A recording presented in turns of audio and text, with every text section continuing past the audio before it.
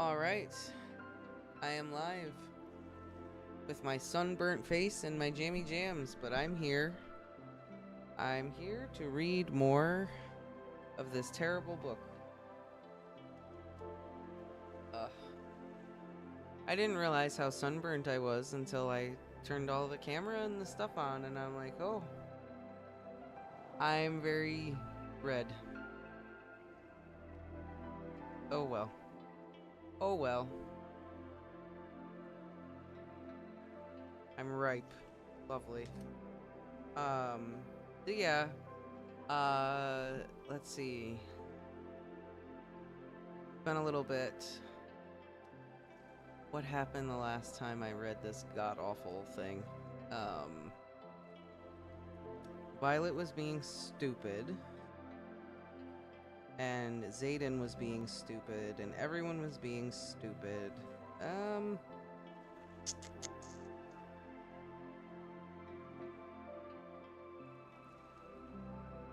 Oh my god, I really don't remember what happened last time. Jeez.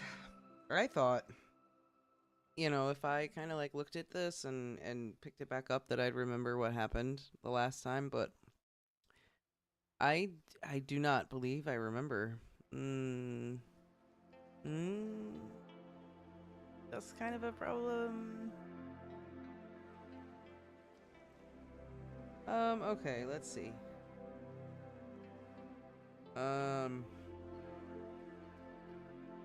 Bearish, I think.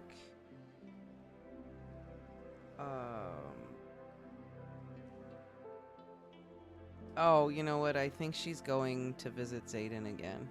I think is what's happening. And Varish is being very, like, threatening and evil or something. I do remember last time that they talked about alloys and needing alloys, so it was very, like, rings of power.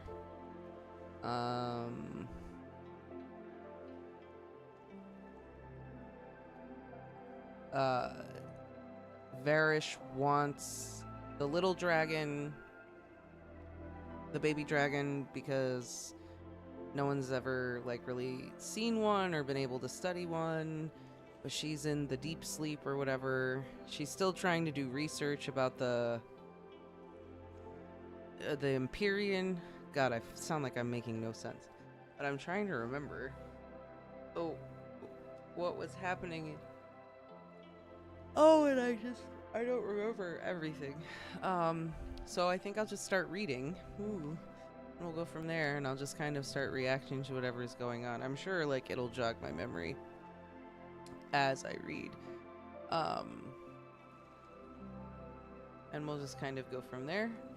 If anyone is here and pops in to say hello or whatever, that'd be great. I'd love to see anybody and everyone pop on in here while I read this book, and we'll chit chat and all that fun stuff. Not sure how much I'm gonna read or how long I'm gonna stream. I was kind of tired. This tea is really good. Let's just pop into it. Let's just see what's happening. Oh yes, of course. Okay, so we're on chapter 20.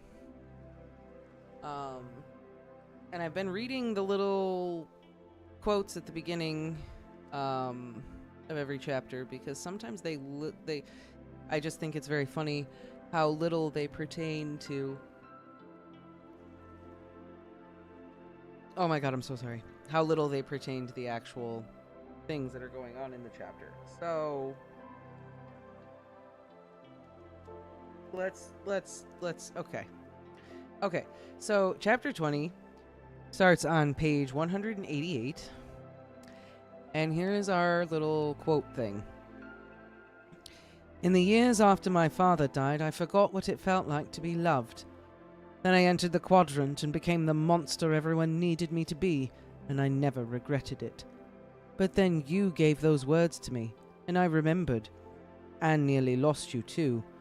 I'm striving to be better for you, just like I promised, but I need you to know that monster is still there, screaming to use every ruthless part of me to get your words back. Oh, barf. Oh. That's Zayden to Violet in their correspondence, because Violet is being terrible. Okay. All right. Let's just read. Let's just read.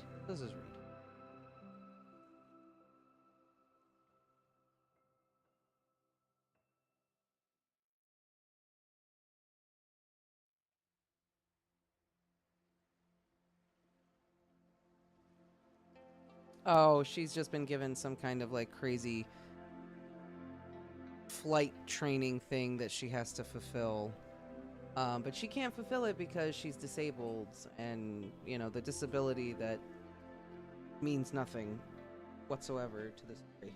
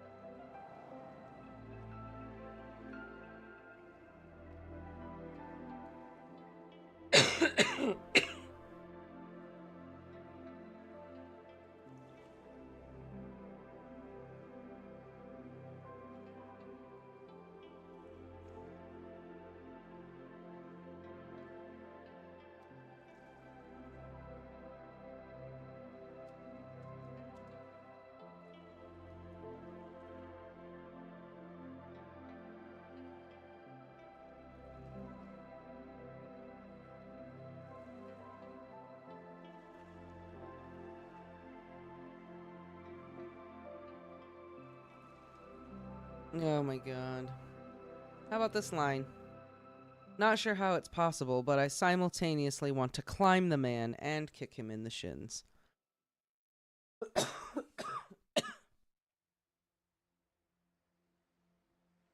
I've got a tickle in my throat. I'm trying to get rid of it. But who says that?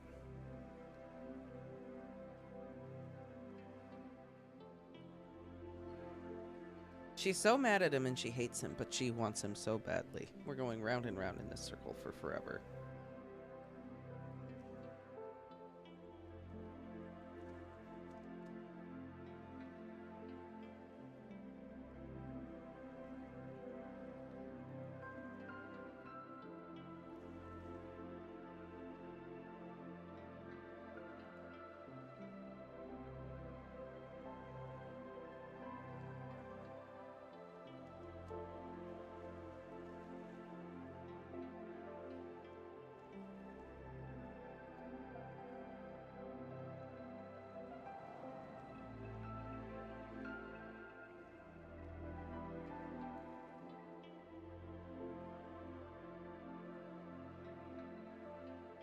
Oh, we're kissing, and we're getting a blow-by-blow description of the kiss. It's not hot, guys. I'm telling you right now, it's not. Oh, God. Ugh. I whimper at the stroke of his tongue along mine, and his hand flexes on my waist, gripping me tighter as he sinks into the kiss. Yes. One touch, that's all it takes, and the world around us ceases to exist. This is everything. The energy thrumming in the air around us pales in comparison to the power that floods my veins, the need that ignites within me as we both work to control the kiss. Boy, melodrama much? God. He wins, consuming me, devouring every thought in my head besides getting closer. The bags slide from my shoulders, hitting the ground beside me with a thud, and I wind my arms around his neck, arching against him. I kiss him back like my life depends on his surrender, and tilt my head for that perfect angle. He finds it without even trying, taking the kiss deeper, stealing little pieces of my soul with each swirl and slide of his tongue with an expertise I can't fight. What is this garbage? That is 2 giant paragraphs On a kiss? On a kiss. And every time they kiss, it's like the same melodramatic, earth-shattering, galaxies colliding kissing. Like, what is that? It's garbage is what it is. Now she's like, why would I ever deny myself the explosive pleasure of kissing Xaden? Jesus Christ. Nothing else matters but the feel of his lips, the flick of his tongue behind my teeth, the lust burning through me I know only he can fully sate. My heart gallops and my body floats as my hands slide into his soft hair. Jesus. Mary, Mother, God, Joseph, Bill, and everything else. This is too much. I can't take it. Like, and who finds this hot? Who, like, is, like, turned on by this? Because I'm just sitting here going, Jesus Christ. Ugh.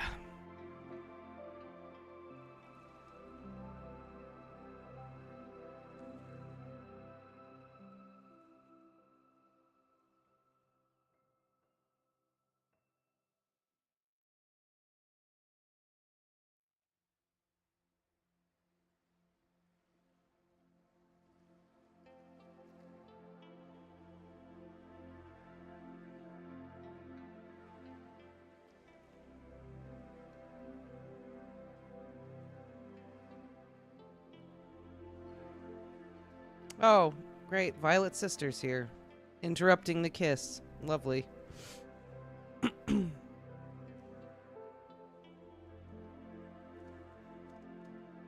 Oh, and Xaden completely picked her up because he's so big and strong and she's so teeny tiny. He's like, the book literally says, Xaden puts me down. I haven't even read like a full page. Oh my lord. Okay.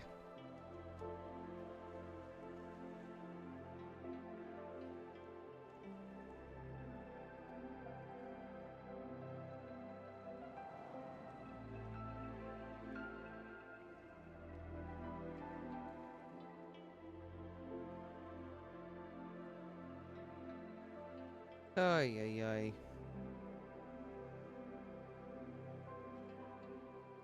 Did I just skip a page? No. Okay.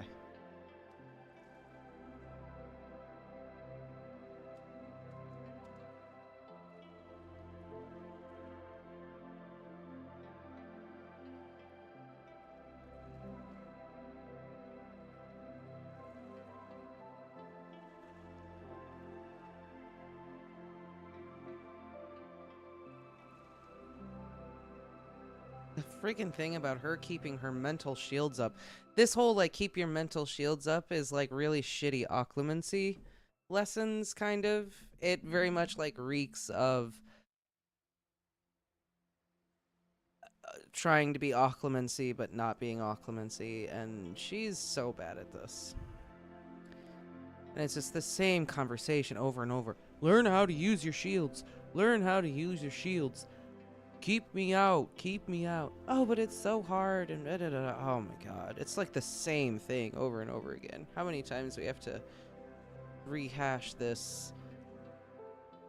It's like we just keep having the same conversations over and over again, with the same conflict over and over again, without any improvement or change or what.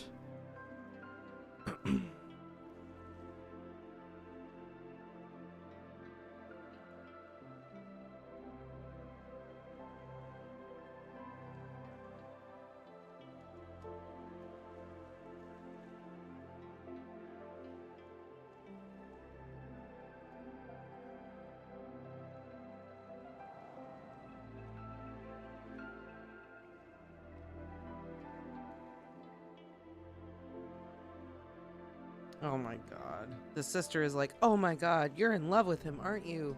You're in love with him. And Violet is like, what? How could you possibly know that? You wouldn't know that. And then the sister is like, ugh. She literally says, ugh, let's just go throw knives at shit. What kind of juvenile crap is this?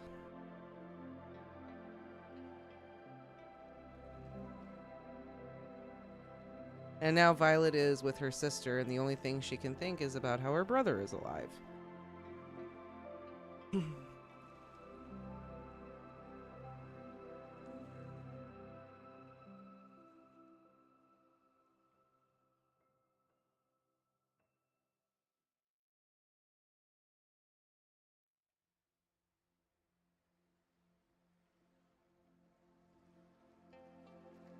Now they're just talking about our relationship. All they ever do in this book, every other character, is talk about Violet's relationship with Xaden. That is what half of these conversations are about. Oh.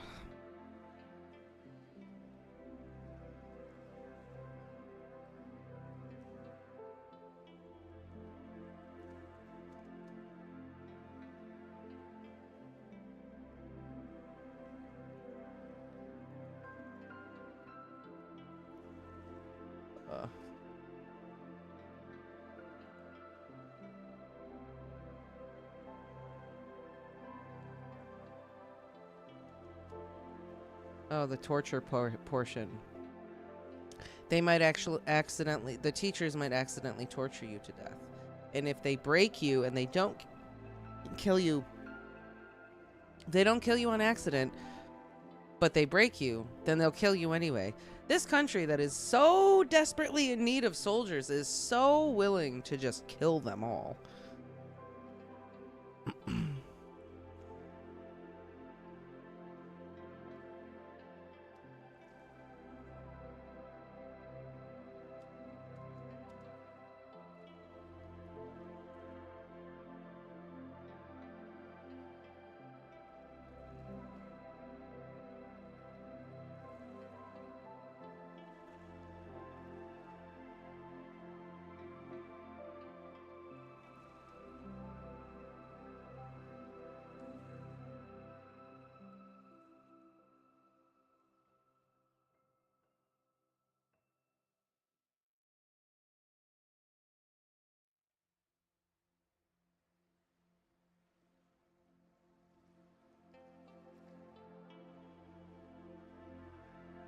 Oh my god.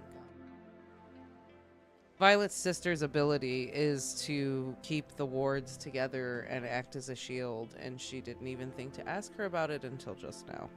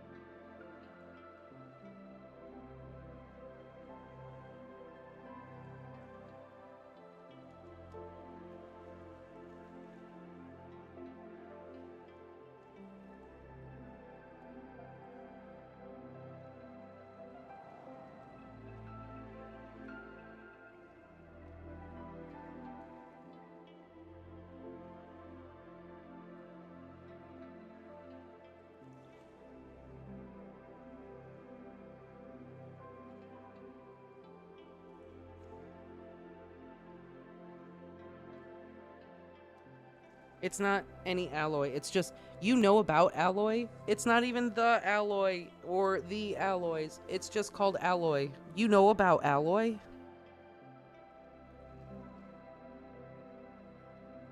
Hmm.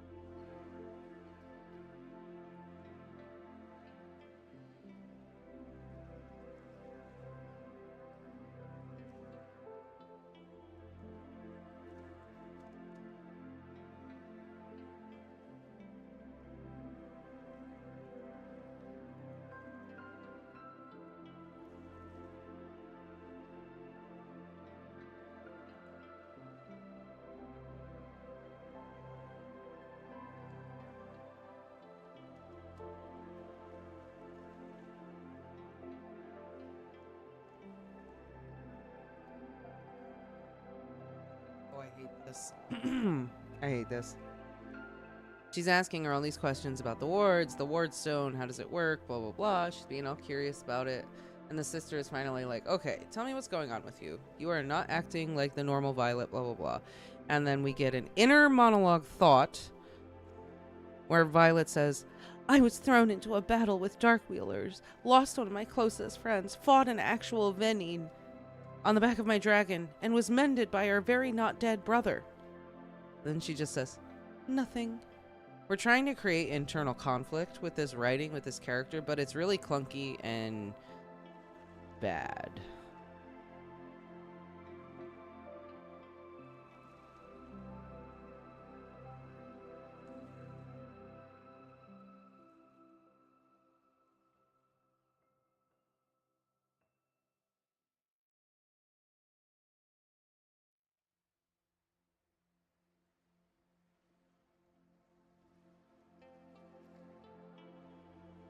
Okay, so now she's trying to get her sister to be like, she wants her sister to join the resistance and fight on the side of good. So she's like, did you see Wyvern out there? And she's like, what?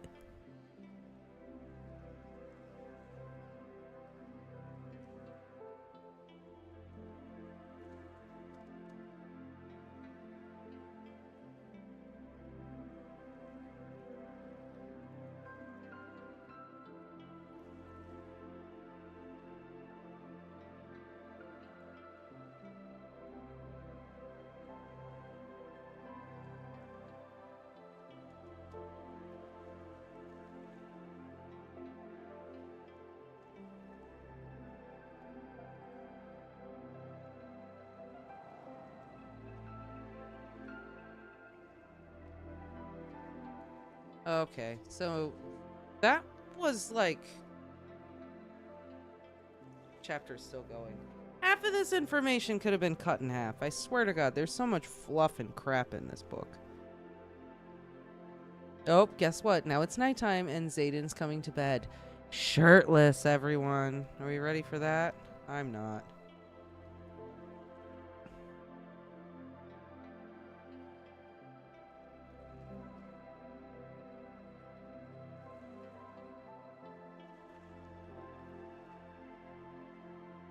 Let's see, they're gonna talk.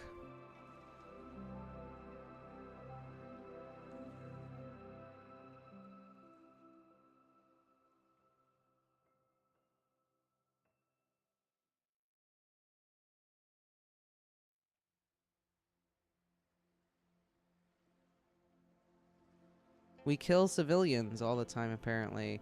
Violet is shocked to hear that the big bad military government complex kills civilians trying to enter the border. Oh my lord.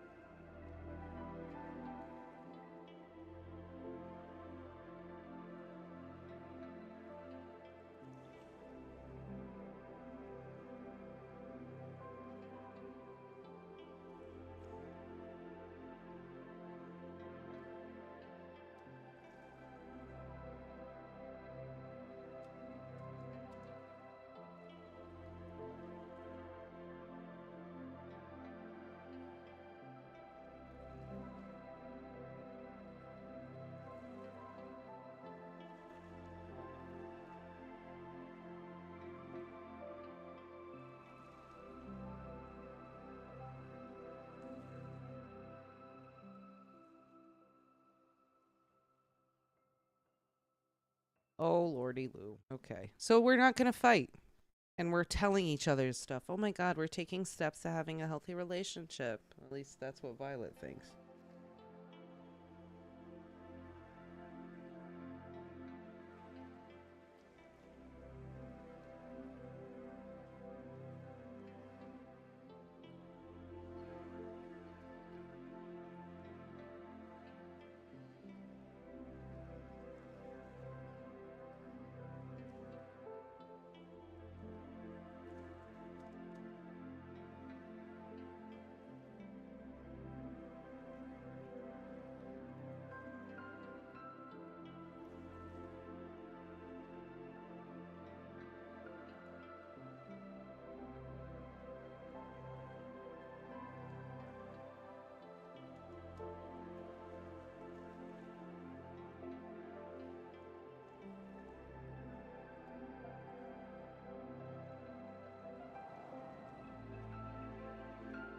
Oh, the alloy is comprised partly of dragon eggshells because they're metal. Dragon eggshells are metal. Let's...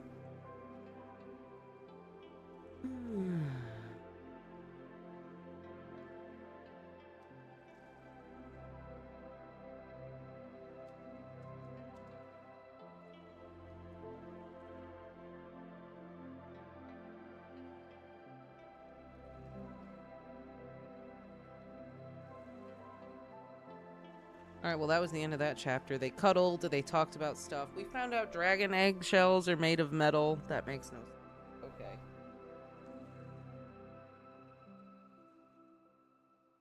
Okay, I guess. I don't even know. I don't even have words for that. I don't know. But that's what happened. Like, I don't know. Nothing really happened. Mira is apparently like hook, line, and sinker in for everything the government says. They're killing civilians at the border. The alloy is partially made of dragon eggshells. Like, I don't know. Is this information relevant? Is all this stuff valid, relevant information? And did we have to find out in such a meandering way? Like, nothing happened! This is, like, I don't know how many pages, nothing happened. That was a half hour of nothing happening. Good lord. Alright, here we go. Chapter 21. Let's see what the epigraph is on this. The migration of the first year is one of the crowning achievements of Navarre's unification. What a celebration of the human spirit, to leave a life of war and enter one of peace, blending people, languages, and culture from every region of the continent, and forming a cohesive, united society whose only goal is mutual security. Navarre, an unedited history by Colonel Lewis Markham. Alright. How's that going to pertain to this chapter? I guess we'll find out. Oh, rolling dismounts. That's what she's supposed to be doing. That's what Varish wants her to do, and that's why her disability is going to come into play once again. But not really. Because we'll get like 2 lines about how her knee aches and breaking bones is just a normal Tuesday for her, and that's like really, that's all we'll get. But let's just see what happens.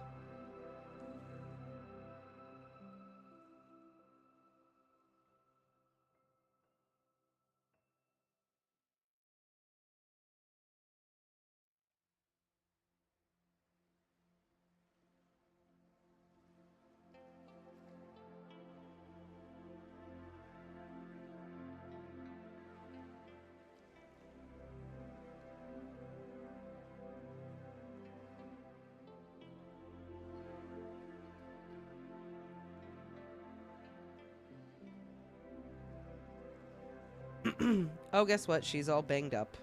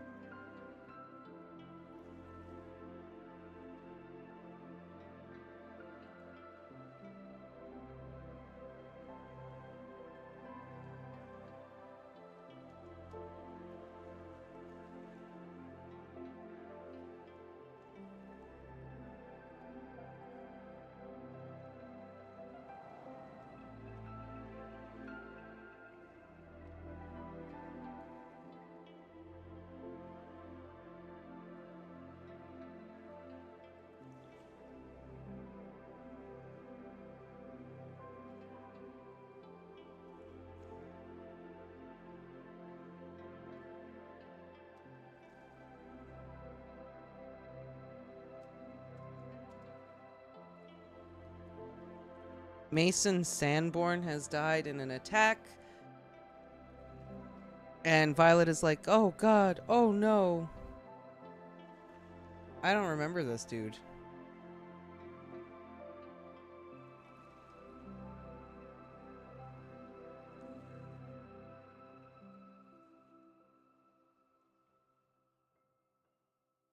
Oh, I guess he was one of the people at the thing in the last book where Violet saw the White Walker. I mean the Venin.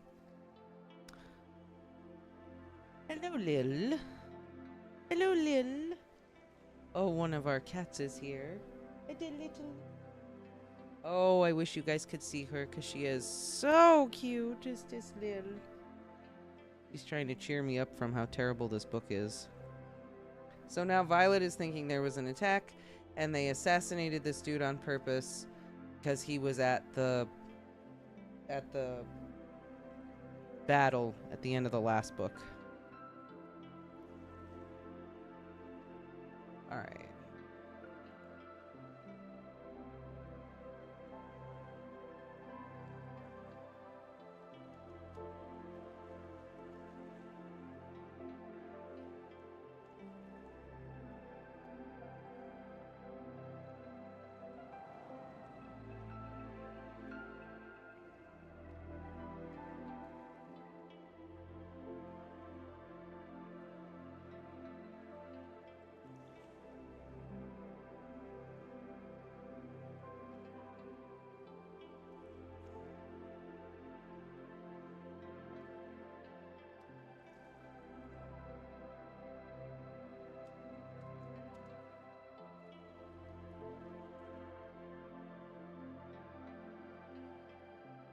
I always forget like that they are supposed to be adults.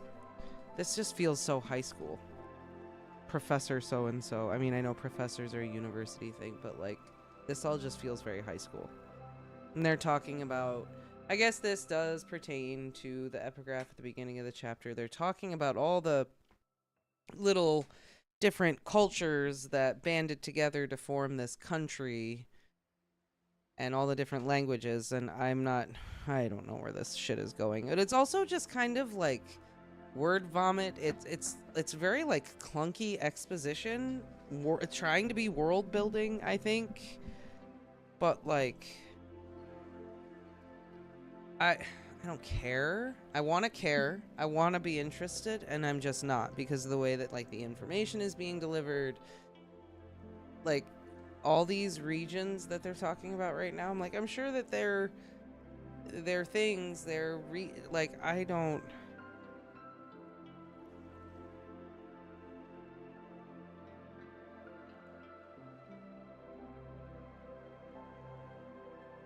Basically, all these different cultures have been assimilated to be this one homogenous culture of Navarre.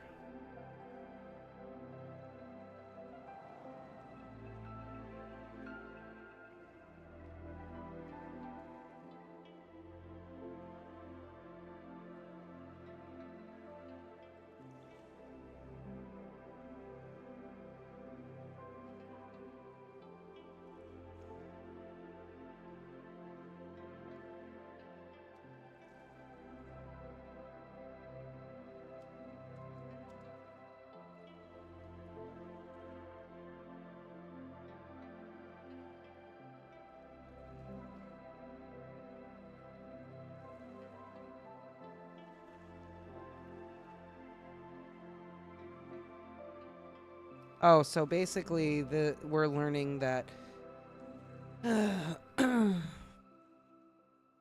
these guys have committed cultural horrors, I guess. Not cultural horrors. They've decimated different cultures for the purpose of assimilation. Okay. That's terrible. But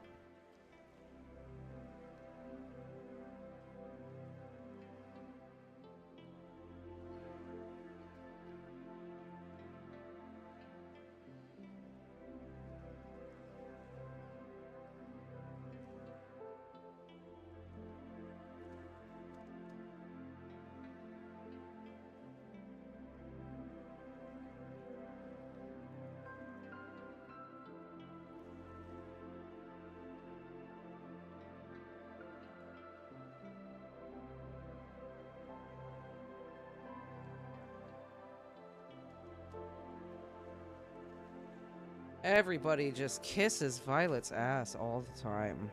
God, she is just the smartest, bestest person ever.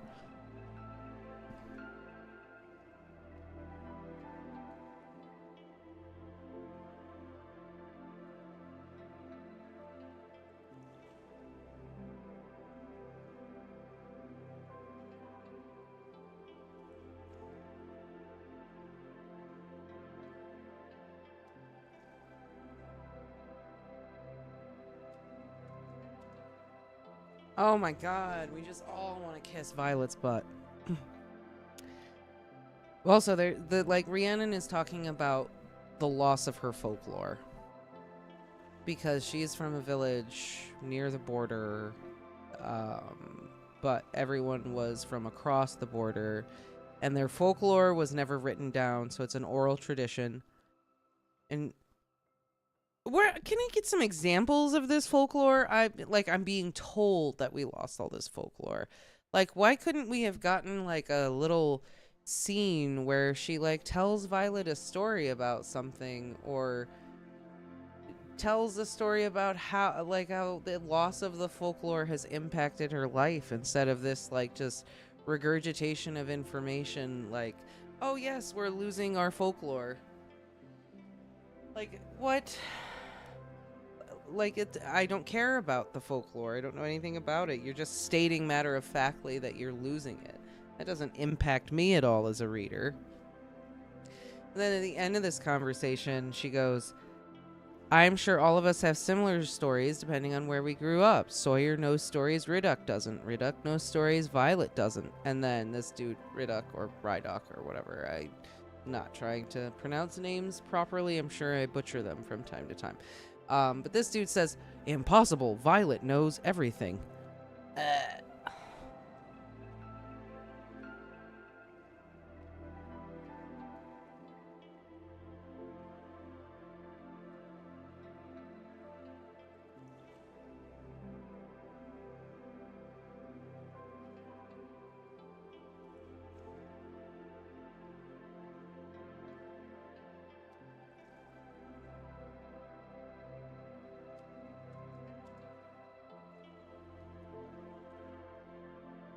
Hi, Lil. Oh, here we go. We're going back to the gym for fighting practice. Who can? Why is this important to the plot? Is this even going to be important to the plot? We'll see, I guess.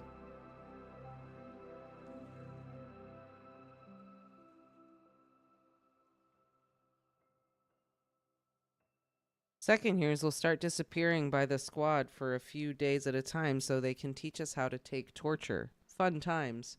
This is the most juvenile shit I have ever read in my life.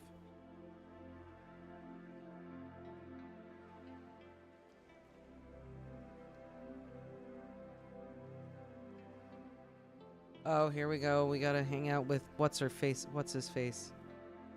Liam's sister, because we have to have this weird B-plot happening that is currently not happening. Nothing is going on, but we have to have this B-plot for some reason. Alright, Sloane is showing up.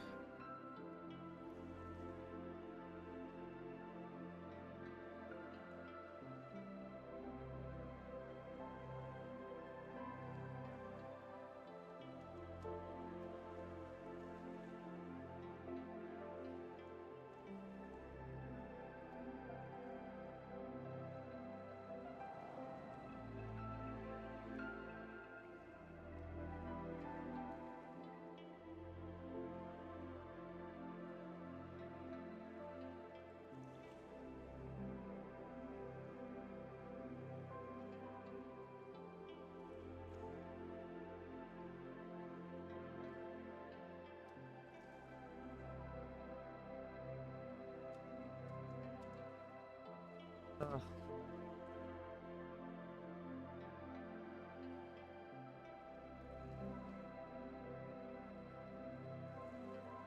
Who talks like this? No one who's 20 talks like this, or 21, or however old she is. No one speaks like this. We're no longer friends, first of all. We're no longer friends. Okay. Like, this is just how it sounds in my brain. We're no longer friends, and I'll be ready to talk when the sight of you doesn't make me want to bury my knife in your chest all the way up to the effing fucking... Can I say that without getting demonetized? Probably not. Hilt. I walk away before I can act on the urge to stab the memory-stealing asshole. What is that? What is that? It's bad writing is what it is. It's melodramatic and dumb. Violet is an adult, but actually a child. Like, I can't. Oh! And then Dane is like, you can't keep running away from me. So what does she do? She flips him the bird. For real. Not to bring up Harry Potter. But I'm gonna bring up Harry Potter. There are many instances in which, granted, I know that a children's audience was like the main demographic for these books, and Iron Flame is meant for adults, so I understand the differences. But there are many a time in Harry Potter where Ron flips the bird at people. And it says, Rowling writes something like, delivered a rude hand gesture or something. But the point is that within the context of the sentence and the conversation and the mood and whatever else, like, it flowed. Hang on, I want to prove my point right now.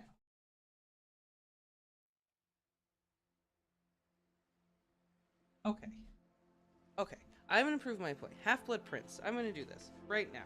Weasley's Wizard Weasley. It's in here. The Draco's Detour. Here we go.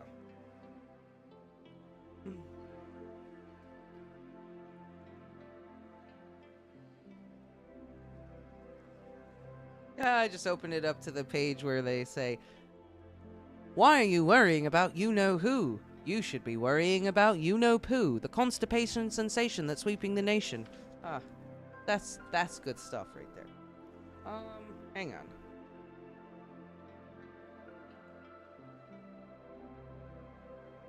Sorry, I have to make this point.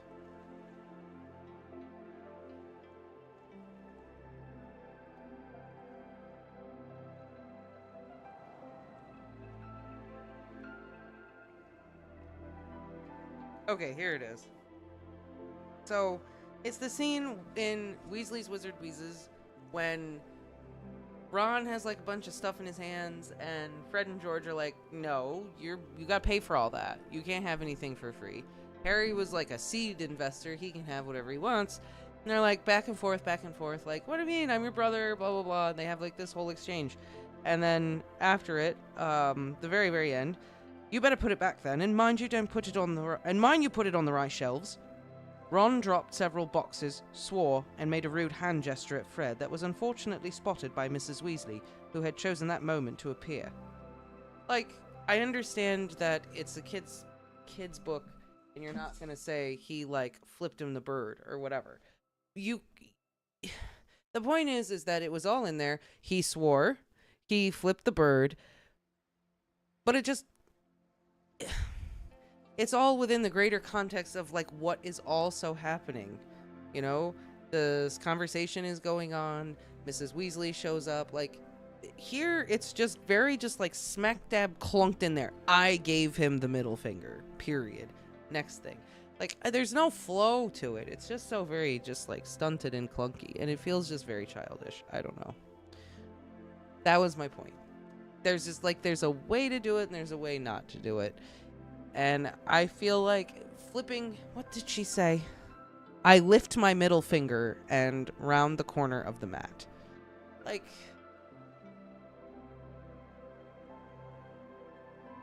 there are probably a lot of euphemisms that you could use for flipping the bird. I keep saying flipping the bird. That's one of them. I just like that one. I don't know. It's a personal favorite. But, like, you're a writer. Could you not maybe look up some of these so it's not every time I lifted my middle finger at him? Like, Jesus.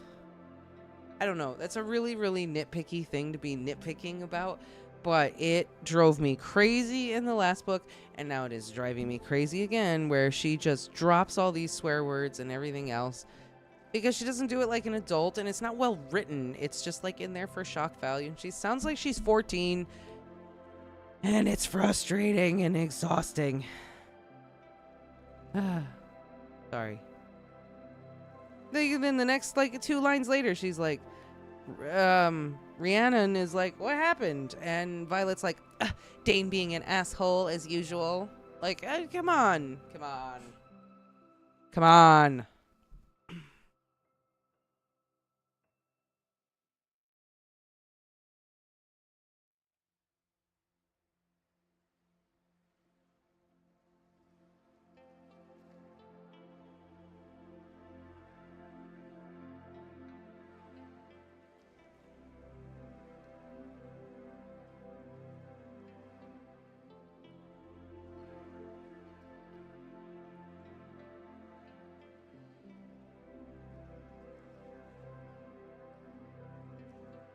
Oh, just tell her. Now Rhiannon is being like, trying to be a friend and being like, what happened? Did he hurt you? Oh, there's a kitty.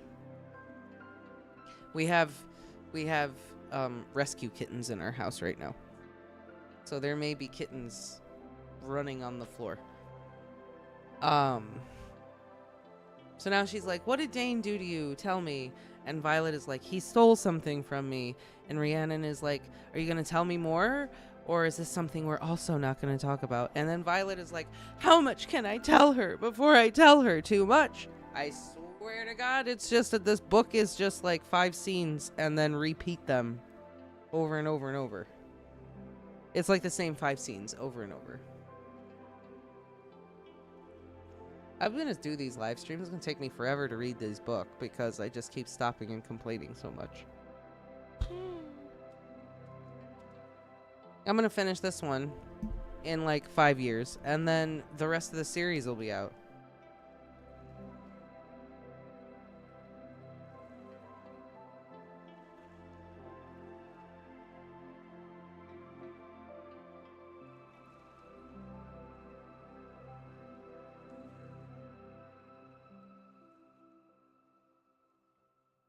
And now Dane is like, I'm going to fight Violet. I'm going to fight Violet. This is literally regurgitation of the same crap over and over.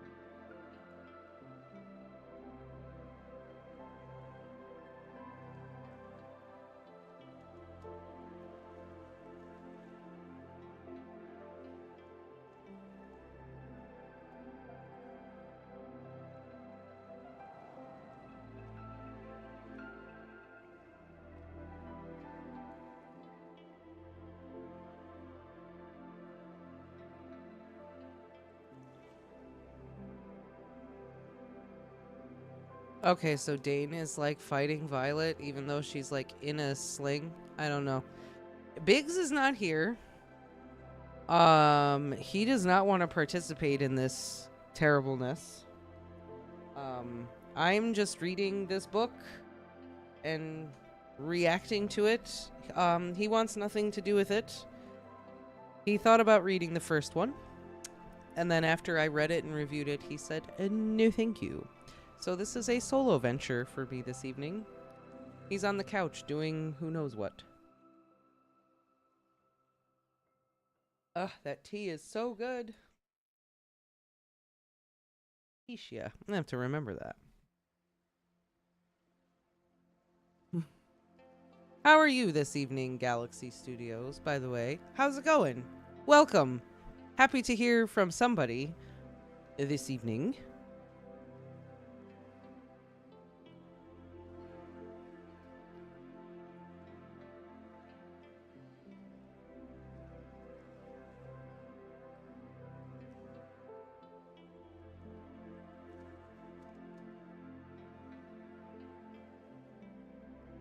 Not only are we disabled and down an arm, but we're still faster and we're still able to, like, I don't know, not get our ass handed to us because we're Violet Soaring Gale, the best ever. Ay, ay, ay.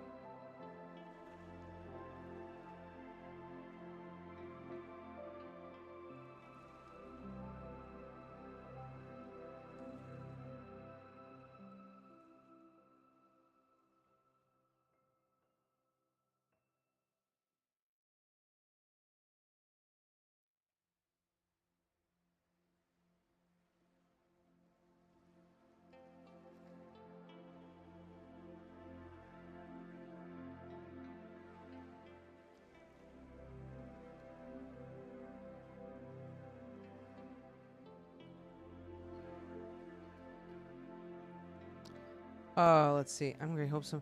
If I join for my second account as well, hopefully it'll push the stream to some people. Yeah. Hey, yeah, you never know. I mean, we have had a few people pop in, check it out, and leave, but any help is appreciated for sure. I'm glad you're doing well. That's fantastic. Sorry, I'm coughing and all that. Okay, so let's see. Dane told his dad, but he didn't know what was out there waiting for them. He's like, I said I'll miss you because I had to say goodbye to any chance I would ever have of being with you once you chose Zayden. Barf. And now, apparently he is finding out that... Or no, Violet is finding out that all the scars on Zayden's back are from her mom, I guess.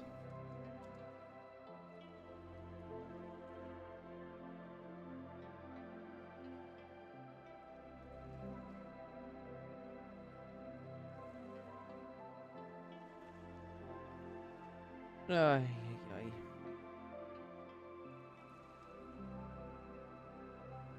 Oh, there you go. See, he's here in spirit. Ha ha ha. He's too chicken for this awfulness. He can't handle it. That's why he's not here.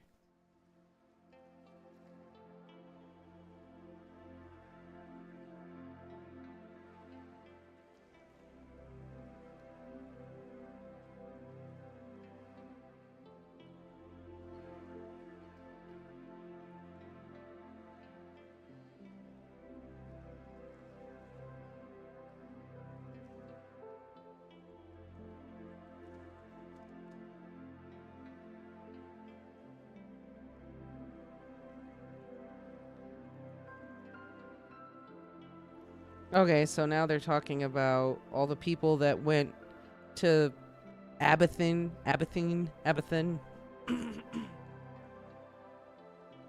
are all like slowly dying one by one, and Violet thinks that they're being murdered.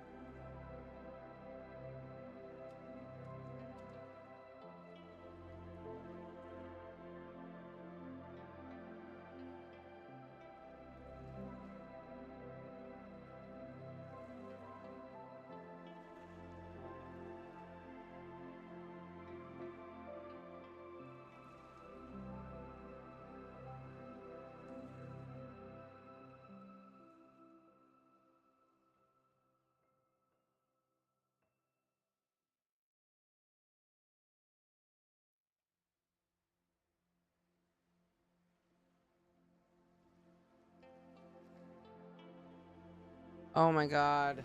Violet. Violet! Oh my god, I hate you. I hate you so much. You're the worst main character I've ever encountered in my life. Oh, thank you.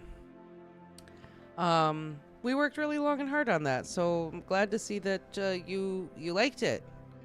I like the thumbnail too. When he showed it to me, I was like, "Oh, that's cool. Yeah, that's awesome." You know, good old T. Rids and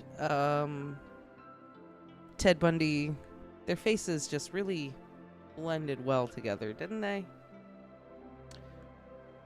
So Rhiannon is starting to figure out that Violet saw something that she shouldn't have seen, and she's trying to get it out of Violet what it is, and Violet is like, "No, no, I must go. I cannot put her life in danger." And here we go again. It's the same 5 scenes over and over and over again with like a little bit more information and a little bit more information, a little bit more. And I'm just like, oh my god, the mental torture of reading this book. You know, how long is this book? 623 pages. I mentioned that in like every stream because I feel like I'm just trying to get through this shit. 623 pages.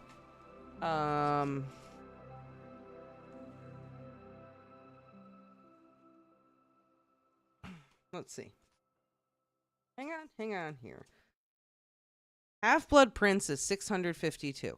Okay, so you got a book that's 620 something pages. Half-Blood Prince is 650 something pages.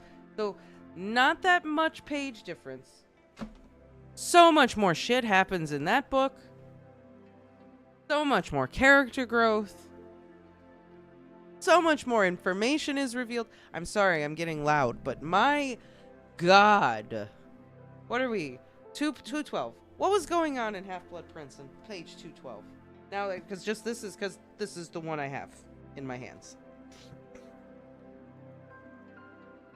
Let's see what was happening. Oh, on page 212 was the end of the chapter House of Gaunt. So let's see. In 200 something pages, Draco went to Borgin and Burke's. We met Voldemort's mom. Let's see. Harry got the book, Half-Blood Prince book. We did the Slug Club. We did the Other Minister. We had Fleur at the house. Slughorn as an armchair. So much stuff happened. And yet here we are, 212 pages into this book, and the same 5 things keep happening. I don't even know if it's 5. Maybe it's less than that. But it's the same things keep happening. Without any momentum. There's no movement. There is no forward anything. And there is no character arc development. Anything happening. Like Rhiannon and Violet have literally had the same conversation about, why won't you tell me anything? And I know there's something wrong with you. And Violet being like, no, I can't tell you because I need to protect you. But she doesn't actually tell her that. She just like says it all in her head, and she's just like, no, I must leave, and blah, blah, blah. This has literally happened so many times. And here we are again. We've got a convenient distraction because someone else has broken their wrist, and Violet is like, oops, gotta go.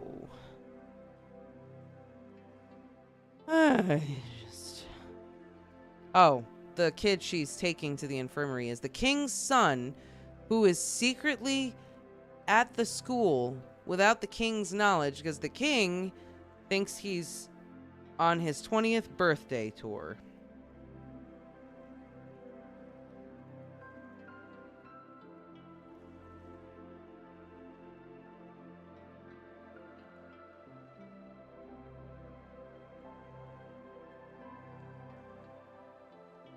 So now we're gonna make friends with the king's son, I guess.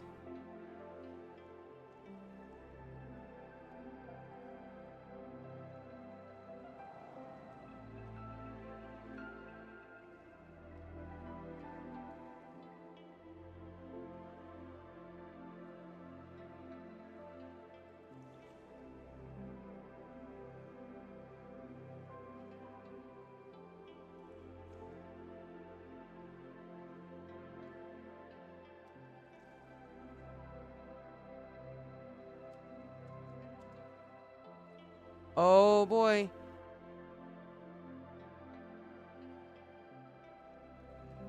Oh boy. The king's son knows all about it. And he's like, girl, I know all about this. All about this stuff. The wyverns, everything. Why you think I'm here? Oy, oy, oy, oy, oy. Well, I mean, maybe this will be more interesting. I don't know. Book is so boring. I got bored reading the Chat GPT summary. Gave up halfway through that. Dude, this book, I feel like every time I live stream this, I have to read the comments. I don't know if we have very many comments, but there have been a couple people who are just like, who've been like, you know, it's just popcorn reading. It's just fun, blah, blah, blah. And like, I just went on a huge rant. So I should say, if you enjoy this book, good for you. That's fine. Everyone can like what they like. But I'm cannot not give my opinion as I trudge through this. And I'm also sitting here like, how do people get through this? I've read I think I've read like 2 chapters in the last hour. For reference, I think I read Deathly Hallows in like 8 hours. The entire thing, because I couldn't stop. This is like every 2 seconds I have to stop because I'm getting so annoyed. So that was the end of the chapter. That was the end of chapter 21. The king's son knows the things. So it's 10 o'clock. Let's see how long this... Oh, this is a really short one. We'll read this one and see how long it takes. How pissed off I get in between. We'll read it. All right, so that was chapter 21. Chapter 22. Let's see what the quote is. At some point, probably during your 2nd year, you'll realize the trust you felt for your friends and family has nothing on the loyalty you develop for your squad. Page 91, The Book of Brennan. Brennan wrote over 100 pages of, like, tips? Jesus Christ. Okay. I mean, whatever, dude. Alright, chapter 22. Let's see what's happening. Oh, Violet has to run faster. Gotta go fast. You know what? Is Violet a hedgehog? She's gotta go faster. And she can conjure lightning. Is she Sonic the Hedgehog? Is this actually a Sonic the Hedgehog novel disguised as a Dragon Rider novel? Is Varish Dr. Eggman? And that will be the big reveal at the end. Honestly, that would make this book more interesting.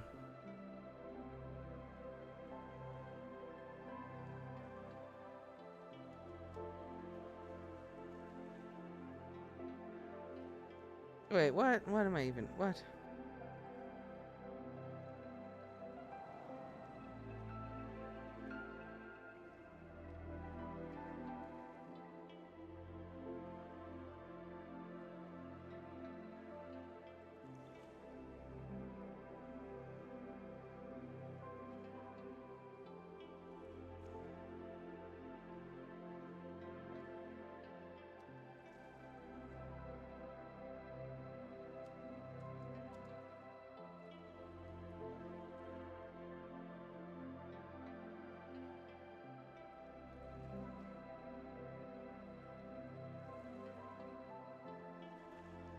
What does this sound like? My cat? Oh. I didn't see anyone. I wasn't looking. What color was the cat? Which cat? Describe the cat. Because depending on who it was, maybe they were. Okay. What does this sound like to you? Because this sounds like... Maybe I'm really just being hateful. He shifts his staff to the other hand, then pulls back the thick maroon hood of his floor-length robes with gnarled fingers, revealing the white of his scalp under his slicked-back thinning hair. Shadows mark the gaunt hollows of his cheekbones on an eerily youthful face, and his lips are cracked and dry, just like the land behind me. But it's his red-rimmed eyes, the distended veins spiderwebbing across his temples and cheeks, that have me fighting to open my mouth, straining to scream. Oh, that was probably one of the kittens, then.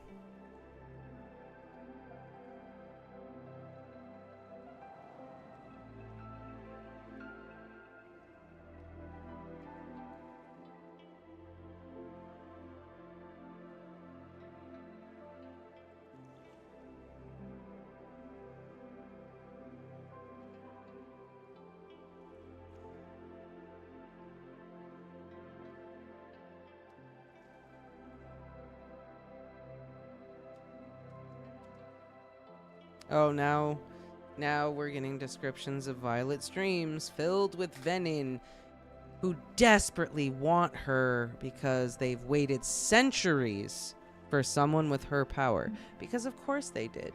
Because she's perfect, bestest, most strongest, teeny tiniest, broken, but most especialist Violet. Mm. Mm, mm, mm.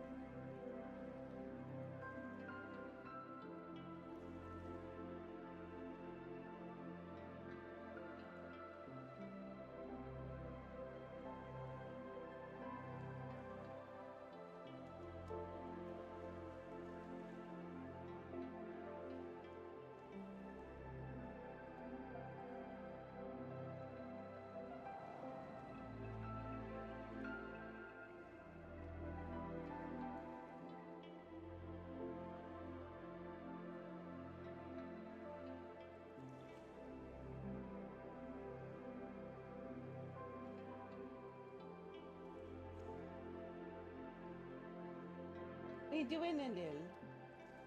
Oh, we got kitty playtime right now.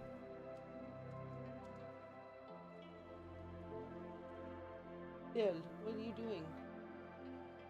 Oh no! Not gonna make it! Get you. Alright, sorry. Getting distracted by kittens. Alright, so Xaden is at the college. He's gonna take Violet to the forge. She's really excited about it, but then Professor Varish shows up. The big bad Professor Varish and Professor Grady, and I think they're gonna take them for torture time.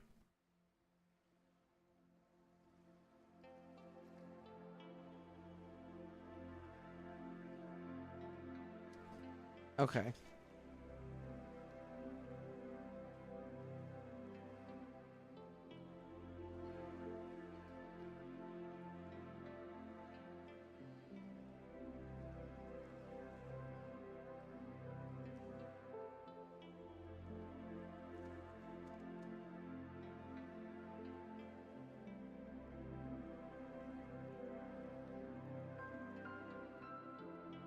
Ordering him around only makes him push that much harder.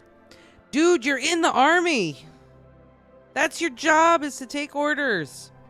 Lord of mercy.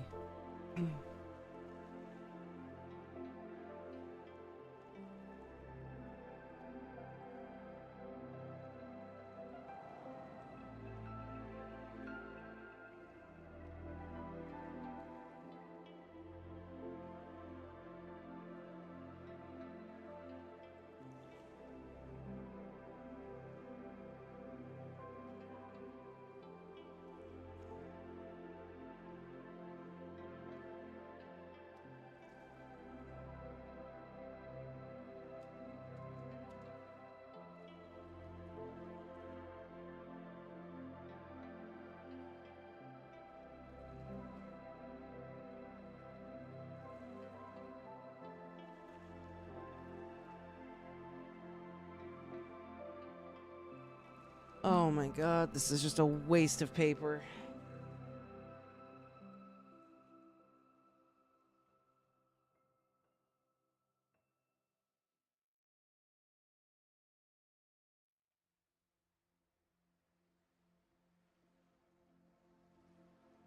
Okay, so she's going off to be tortured. That was the chapter.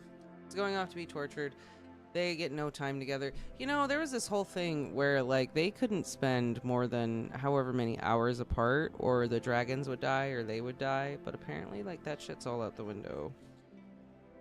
I don't know. Let's see how long this next chapter is. Alright, we'll read chapter 23. Because that was chapter 22. That literally did not even have to be there.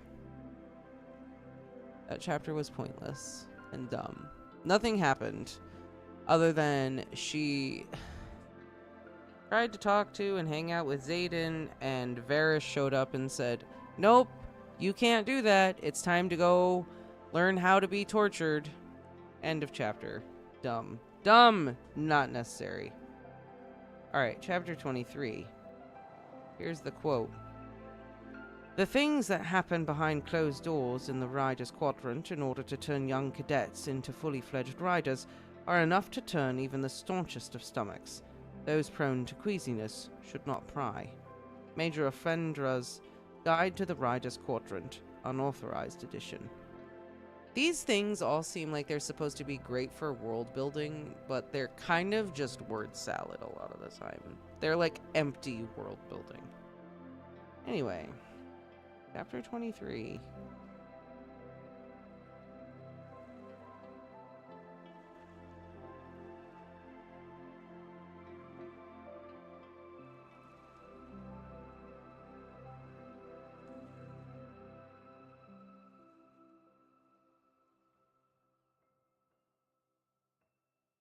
So they're going into a cave. Oh my god, maybe Half-Blood Prince was the book to compare. Jeez. They're going into a cave to be tortured. What does that sound like? Does that sound familiar to anybody else?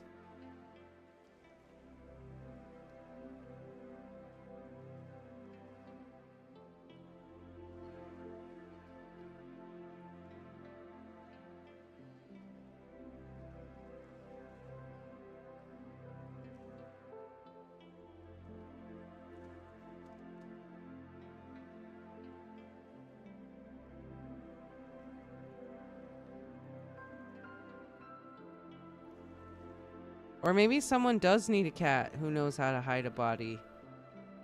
You gotta have someone to help you hide a body. Sometimes you need a help. I think it could be very valuable to have a cat who knows how to hide a body. They'll never tell. Okay, what? I'm putting my face on the microphone. That's probably really loud. I should do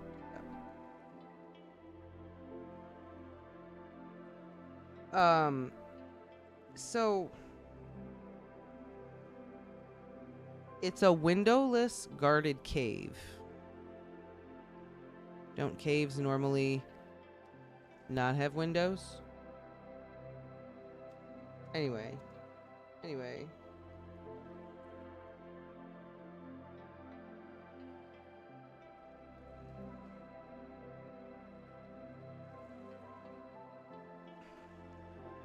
You're going into a place to be tortured, to learn how to withstand torture. Which... Whatever. I'm not even gonna get into that one. I'm just... Whatever. And the book literally says... There's a scarred wooden table in the center of the dome-shaped room with 6 chairs. And along the cobblestone walls are 5 wooden beds with no mattresses, and a door that I'm desperately hoping leads to a bathroom, or things are gonna get real awkward over the next couple of days. That's what you have to say? That's what you have to say about it? Like, she has no emotional reaction to this whatsoever, other than to, like, say weird, clunky, smart-ass things about this.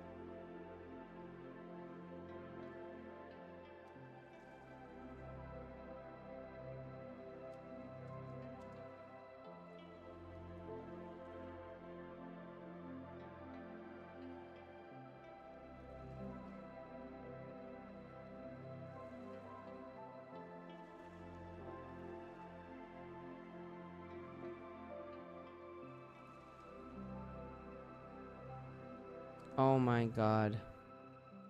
Here we go. Here we go. Actually, one of my coworkers would really like this.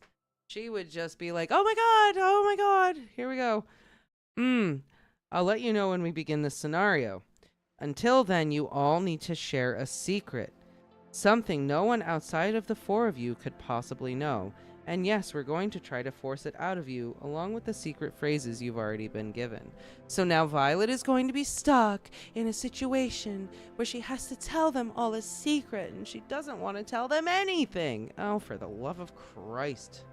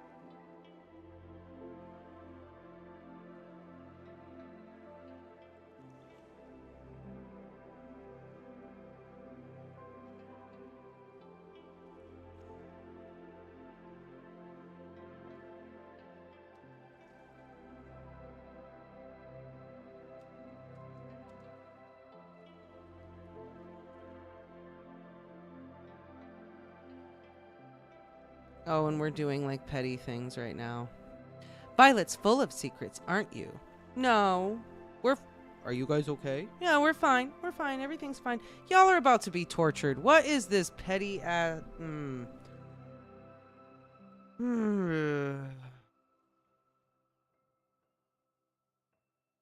then Violet's sitting here going, I need a secret that I can share that isn't going to get anyone killed. Fuck. Fuck.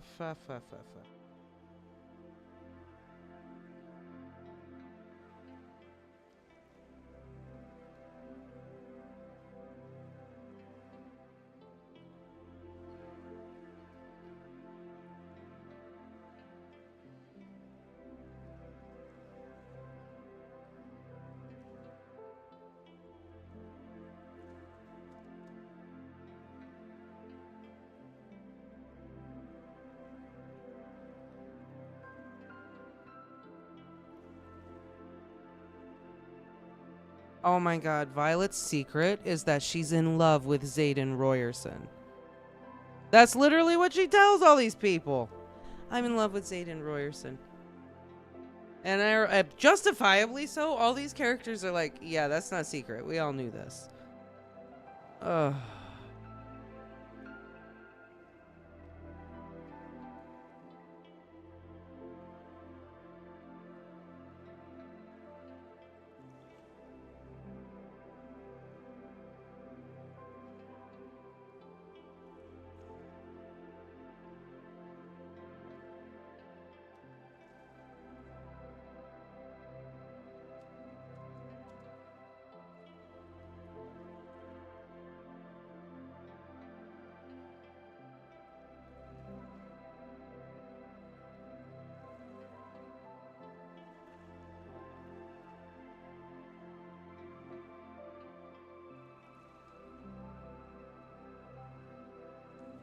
Oh, and the mugs are poisoned.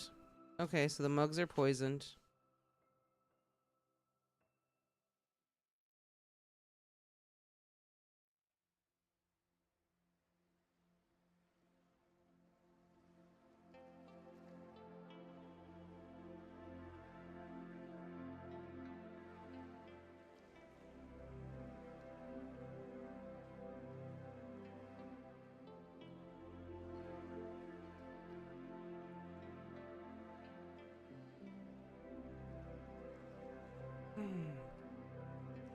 So they're gonna pretend to drink the stuff and lie and say they can't reach their dragons.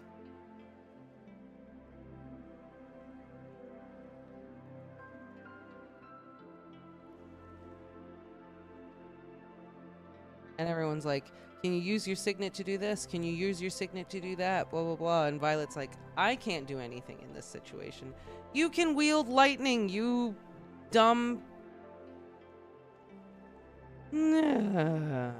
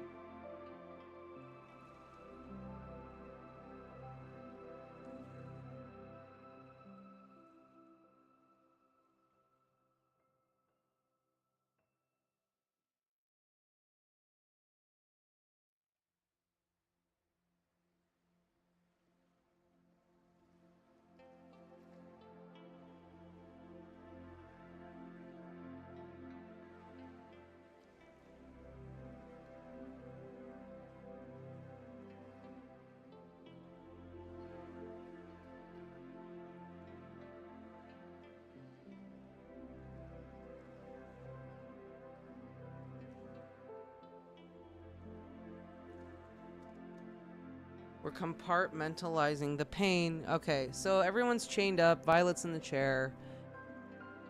And these two people come in and they're like trying to get the information out of them. And they just slapped Violet. But like the dragons are still connected to all of them. They can still use their signets. Like yeah. Yeah. Never took calculus, so cannot say.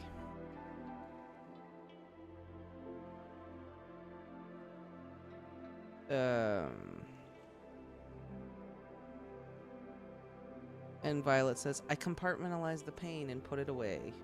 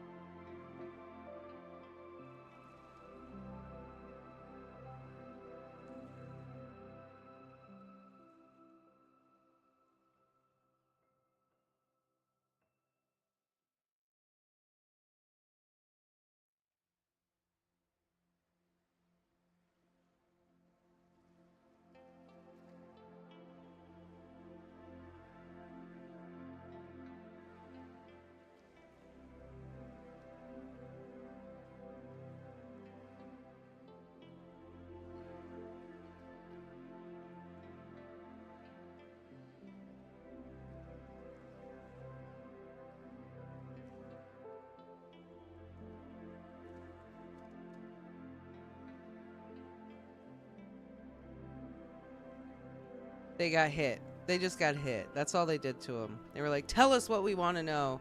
And then they all like took turns like getting punched in the face.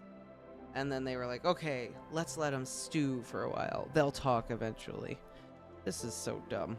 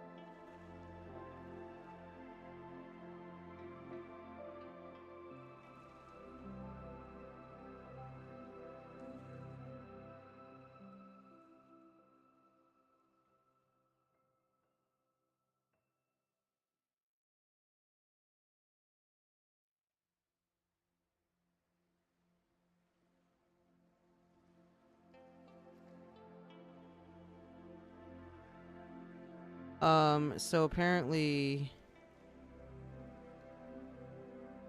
one round of punching everyone in the face a few times usually makes everyone crack. But Violet and her crackerjack team of friends are just so brilliant that they haven't cracked yet. So Varys shows up and is like, this is taking too long. Let's try switching tactics. And they bring in Dane. End of chapter. That's literally the end of the chapter. Oh, okay. Alright. The next chapter is really short. We'll read that one. The next one is actually really short. But we'll read that one. I've only got 60 plus chapters to go. Okay. So, chapter 24. Every few years, a squad comes along that defies all expectations. They rise through the ranks, secure every patch, win every challenge. And then they inexplicably falter, then fall. They call it the burnout effect. They flare too fast, too bright to sustain the pace. Sad, really, but mildly entertaining to watch them turn on one another. Major Offendra's Guide to the Rider's Quadrant, unauthorized edition. These quotes are just like, I don't know. They like make no sense. They're just like literally cherry picked to be the quote for the chapter, but like you put them all together in accordance to like which in-world book they belong to, they don't like all make sense together. Like they just don't all like Anyway, okay, chapter 24. Dane's here and he's gonna mess everybody up, I guess.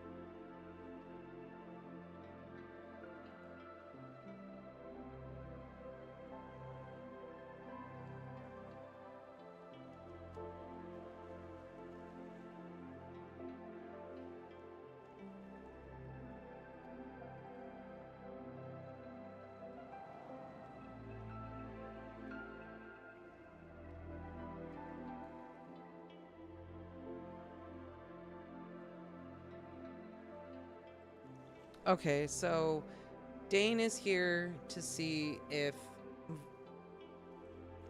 Barish? This is so dumb. Dane is here to see if that would trigger Xaden to come to try to rescue her. So when Dane first showed up, Violet like mentally called for him because they have that like bond that they can like call for each other. And Xaden was like, I'm on my way. And then Barish was like, oh, let's just wait and see if our guest arrives. And then she's like, no, don't come, it's a trap. It's a trap. And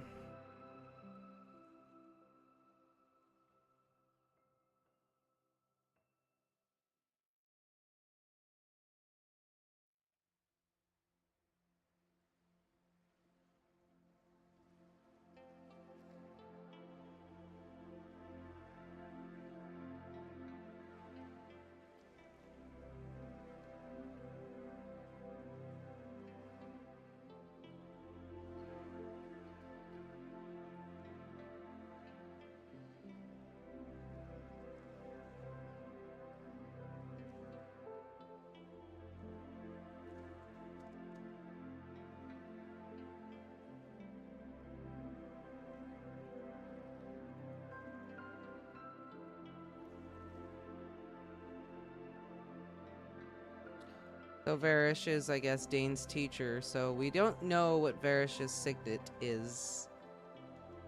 But apparently it's gotta be something crazy. But I'm sure we'll find out way too late after the suspense of what it is isn't worth it anymore. If after the suspense has died and like I don't care and blah blah blah.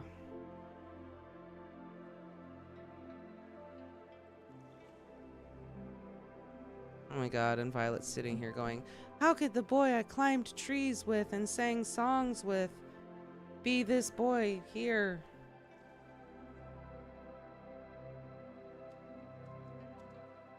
Oh my god, this dude Varish is like such a mustache twirling like bad guy. It's kind of silly. He's like, you could learn what it is she sees in him. Why she chose him over you. Don't you want to know? All the answers are right there. You just have to know where to reach.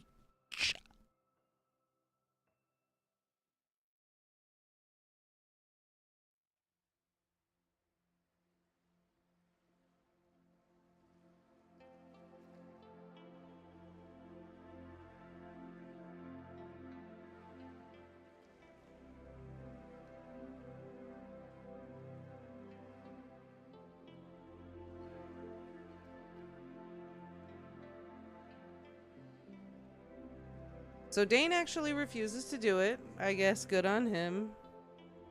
He refuses to do it. And Varish is like very disappointed. Varish is so pissed that he punches Violet in her dislocated shoulder.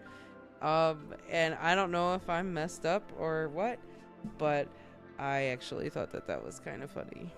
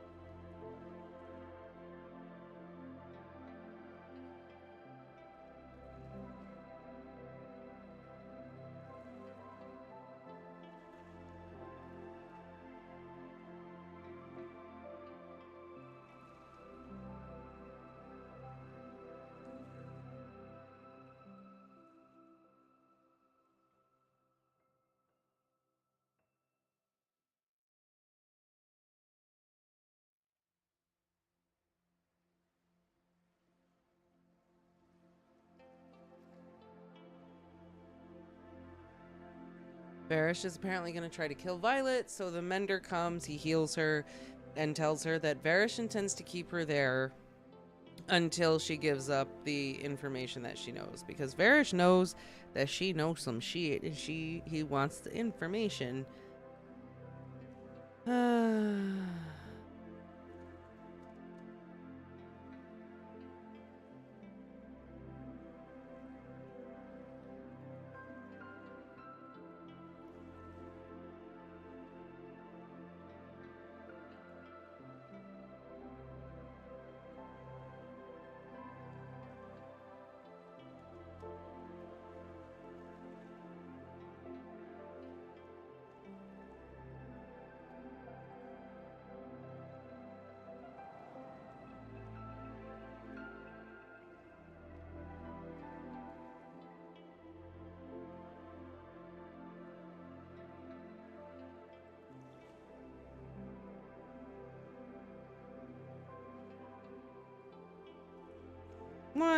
What just happened? Hang on.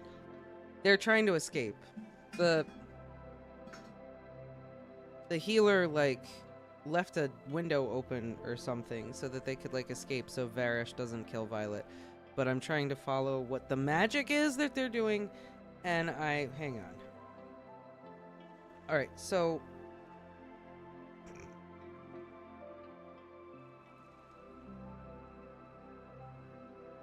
Sawyer melts the hinges of the door.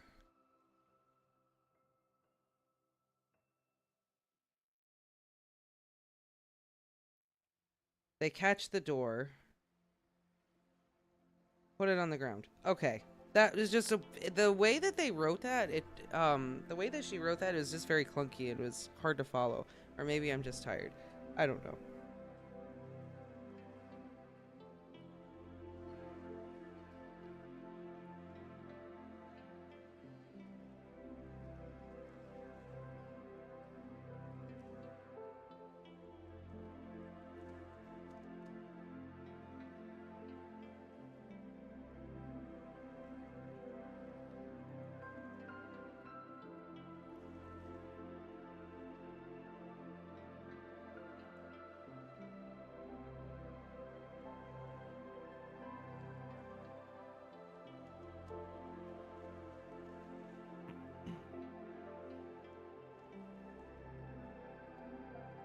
So one of Violet's magic blades heated up, tingled, and magically unlocked the next door.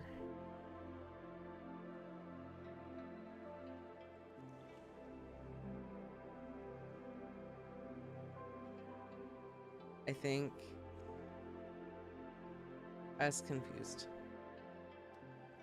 Let's see. Heat prickles along my ribs. It's the same feeling I get when I walk through the wards on my door. I look down and stare. The dagger closest to the door handle is hot and tingling. I pull it from the sheath, bumping against the door handle as I brush my thumb over the decorative pommel. Metal clicks against metal, and we all turn to look at the lock. So she just like tapped the metal of the blade against the door handle and it unlocked it. End of chapter.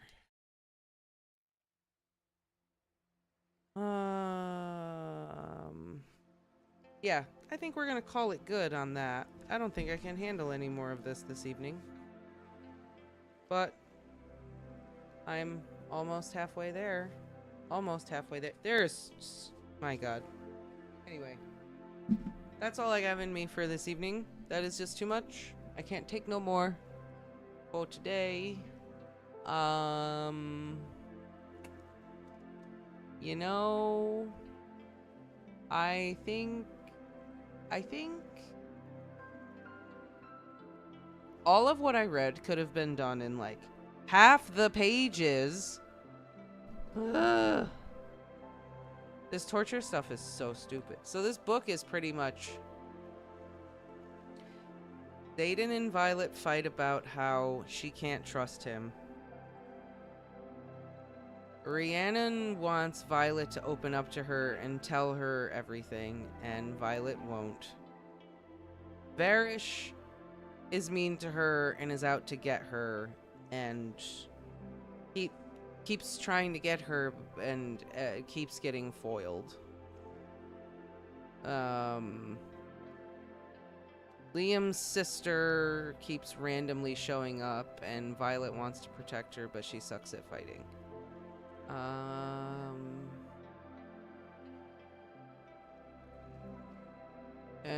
That's like it. That's all that keeps happening. And there is like this undercurrent of this revolution that Zayden is a part of, that Violet knows all this stuff. And like, that's all that keeps happening. That's it. There is like nothing else that has happened of major, like that's it. And it's just on repeat.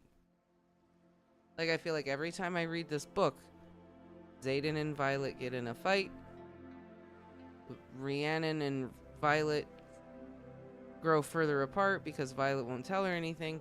Varish keeps trying to kill her / get information out of her. Everyone kisses Violet's ass for a little while and talks about how great she is. And then repeat again. And then sprinkle in a little bit of like making out to try and write like spicy scenes, but the scenes aren't spicy. They're over dramatic and melodramatic and terrible. So yeah, that's where we're at. They are escaping from the torture room. That's what's going on. I have never been less invested in the major plot of a story in my life, because I'm still sitting here going, what is the major plot of this story? What is the goal? I still don't know what it is. Find the alloy? Discover the secrets of the Empyrean? I don't know what the goal of this book is. Like, I don't know. I don't know. Because the same things just keep happening over and over. With like a little bit of progression. But like not enough progression. I don't know. So, I mean, I will continue to sojourn through this. After I finish the book, you need to do a... Oh, I will do that. Don't worry. once I finish it, I can definitely write a review on it. Um, my not Iron Flame. Oh my god, what was the first book called? Fourth Wing. Ugh. My Fourth Wing review I thought was not very nice, but the Iron Flame review. Oh. I thought Fourth Wing was so bad, and the more of this book I read, the more I'm like, this is so much worse.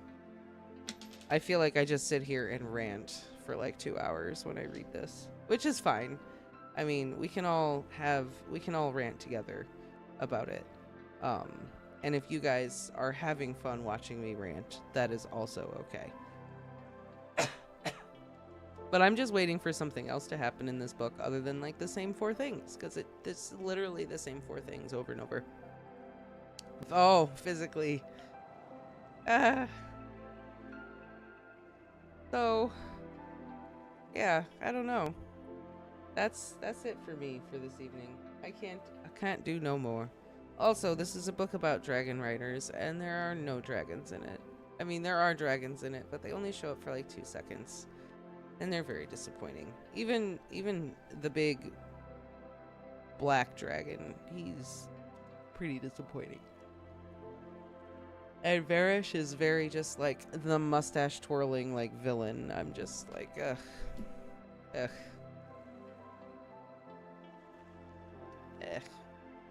Like the whole conflict with Nain, don't care. The fights with Xaden, really don't care. Because it's like, I don't even know. Yeah, I don't need to keep talking. I think I've said a lot of it as I was reading this evening. I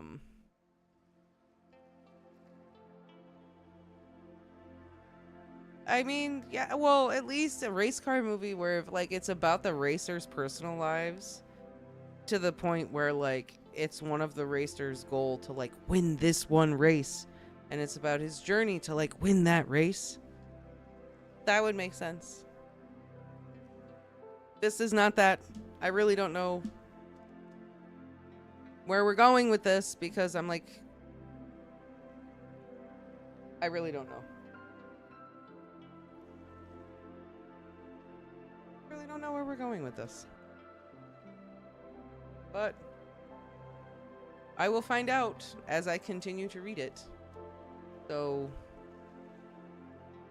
we'll see. I mean, you know, I may actually have time to read some more of this live tomorrow, since I do have the day off, and I do not have to work the next day. So, we'll see. Maybe I'll pop back in here at some point tomorrow, and maybe I'll try to read a little more.